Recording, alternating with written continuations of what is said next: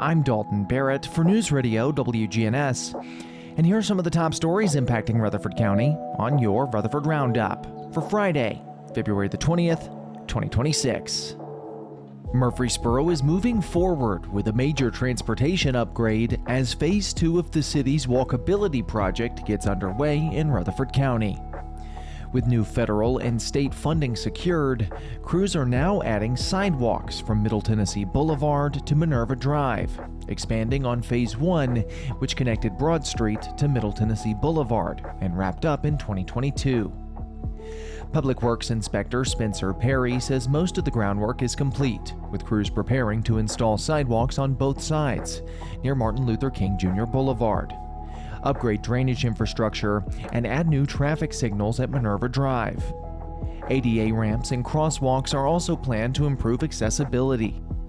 Leaders say the investment targets high foot traffic areas and points of interest like Patterson Park, while a new transit shelter is planned along Middle Tennessee Boulevard. Officials note that 41% of the surrounding area is considered disadvantaged, underscoring Murfreesboro's long-term commitment to safer, more connected transportation. Meanwhile, the political landscape across Rutherford County is taking shape ahead of the May 5th primaries and August 6th general election. Sheriff Mike Fitzhugh will not seek re-election, setting up a three-way Republican primary between Kenneth Barrett, Trey Mansfield, and Steve Spence. In the county mayor's race, Joe Carr faces Republican challengers Craig Harris and Randy Allen. Numerous county commission and school board seats, including races impacting Murfreesboro and Smyrna, will also be decided in the coming months. Law enforcement agencies across Rutherford County worked together Monday, February 16th, after Metro Nashville Police alerted authorities to two stolen vehicles that had crossed from Davidson County into the Murfreesboro area. Officers from Laverne and Smyrna quickly coordinated as the suspects traveled back and forth between the two cities. When police moved in, the vehicles split, one heading towards Smyrna, the other returning towards Laverne along Murfreesboro Road. A brief pursuit ended near Joe's gas station at Murfreesboro Road and Fergus Road, when one vehicle became disabled. With assistance from Laverne canine units, officers apprehended one suspect at the scene and quickly captured a second near the railroad tracks by Jefferson Pike. Smyrna officers simultaneously located and pursued the second stolen vehicle as it entered the town, ultimately taking that suspect into custody as well. Authorities say that both drivers are juveniles and they're facing multiple felony charges and expected to appear in Rutherford County Court. In contrast to the high-speed arrest, a heartwarming scene unfolded Thursday in Christiana. Outside Plainview Elementary School, school resource officer Mick Ree stepped in when a friendly German shepherd named Jack was found roaming campus. He was wearing a blue collar and clearly searching for his family.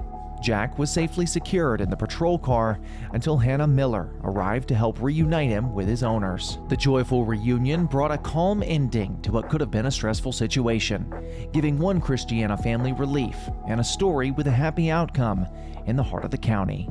Debate over constitutional rights took center stage at the Tennessee State Capitol as lawmakers advanced a bill that would allow private individuals and groups to refuse to recognize same-sex marriages. Representative Gino Bolso of Brentwood argues that the proposal clarifies that the U.S. Supreme Court's 2015 decision applies only to government entities, not private citizens. Democratic leaders, including Representative John Ray Clemens of Nashville, countered that the measure oversteps legislative authority and could deny equal rights. The bill passed the House largely along party lines, while opponents, including Tennessee Equality Project Executive Director Chris Sanders, warned that it could create real-world consequences, particularly in smaller or rural communities. If it becomes law, the measure could impact private businesses and healthcare providers all across Tennessee, including those serving families in Murfreesboro and all throughout Rutherford County. The Senate version now awaits committee action. Meanwhile, the Tennessee Senate is moving forward with legislation focused on student health.